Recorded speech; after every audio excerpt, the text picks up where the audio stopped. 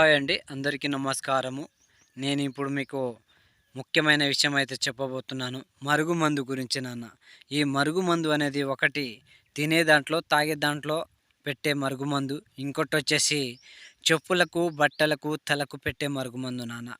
ఈ మరుగుమందు ఎవరికి పెడతామంటే భార్యాభర్తల మధ్య గొడవలు గానీ, అత్తాకోడళ్ళ మధ్య గొడవలు గానీ, ప్రేమికుల యొక్క మధ్య గొడవలు గానీ, లేదా ఎవరినైనా వశం చేసుకోవాలనే ఆలోచన ఉన్నట్లయితే నాన్న, ఈ యొక్క మరుగుమందు పెట్టిన గంట నుంచి 3 రోజుల్లో పూర్తిగా మన వశం అయితే 100% అవ్వడం జరుగుతుంది.